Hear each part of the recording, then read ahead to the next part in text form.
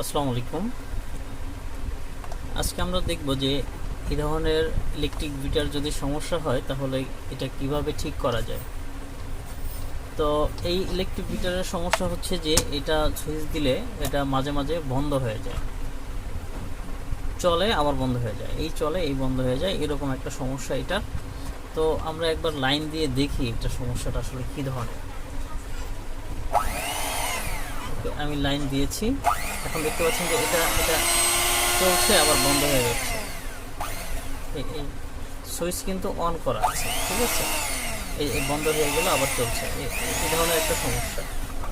আচ্ছা, এটা চলে আবার বন্ধ হয়ে যায়, এই ধরনের একটা সমস্যা। তো এটাকে খুলে দেখি যে আসলে সমস্যাটা কি। সেজন্য এখানে 3টা স্ক্রু রয়েছে, সেই স্ক্রু 3টা খুলে নিতে হবে। তো আমি খুলে নিয়েছি। তো এখন আমি এটা যে সমস্যাটা পেয়েছি সেটা হচ্ছে যে এই আমাদের যে সুইচটি রয়েছে, এই সুইচটির ভিতরে মূলত প্রবলেমটা। এই সুইচটির এখানে যে কানেক্টরটি আছে সেটা মাঝে মাঝে পায়, সেটা মাঝে মাঝে পায়। তো সেজন্য এই সুইচটি মেরামত করার জন্য আমরা এই মিটারের এই নাটগুলোকে খুলে নিতে হবে।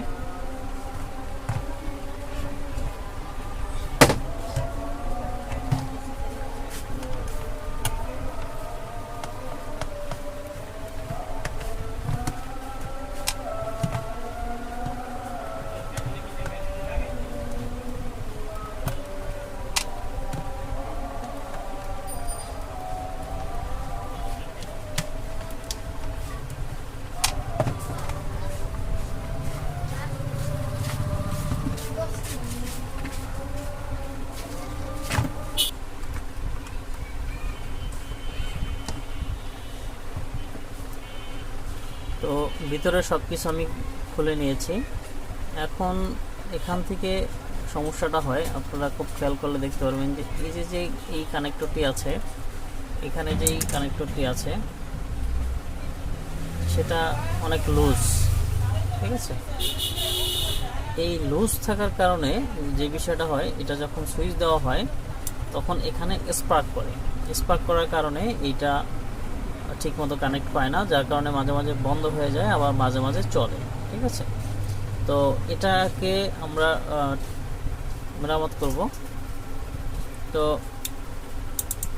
সেজন্য এখন এটা হচ্ছে মাঝে যেটা, সেটা হচ্ছে সম্ভবত অ্যালুমিনিয়ামের। তো অ্যালুমিনিয়ামের যেহেতু এখান থেকে আমরা কিছু দিয়ে পেস্ট করে তারপর এটাকে ঠিকমতো যাতে কানেক্ট পাই এরকম করে দিতে হবে, তাহলে আশা করা যায় আমাদের যেই সমস্যাটি রয়েছে সেই সমস্যাটি ঠিক হয়ে যাবে।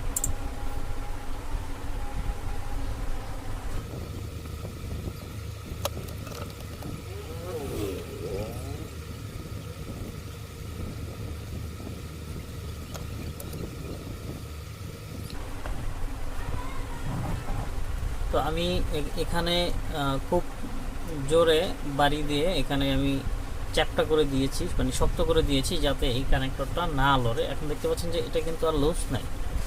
তো আশা করি আমাদের সমস্যা যেটা ছিল সেটা সমাধান হয়ে গেছে। কিন্তু এখন আমরা এটা টেস্ট করব। টেস্ট করার জন্য আমরা ফিটিং করে নেব, ফিটিং করার পরেই আমরা এটা টেস্ট করব।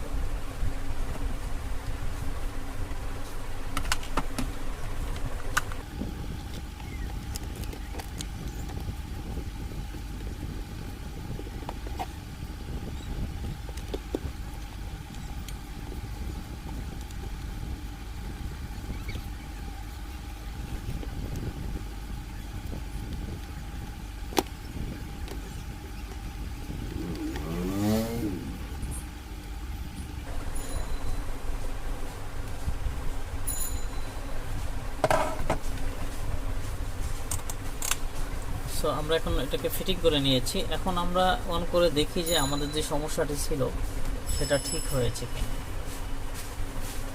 ওকে, দেখতে পাচ্ছেন যে এটা এখন আর স্পার্ক করছে না, আর সেই বন্ধ হওয়ার যে প্রবলেমটি ছিল সেটা কিন্তু নাই।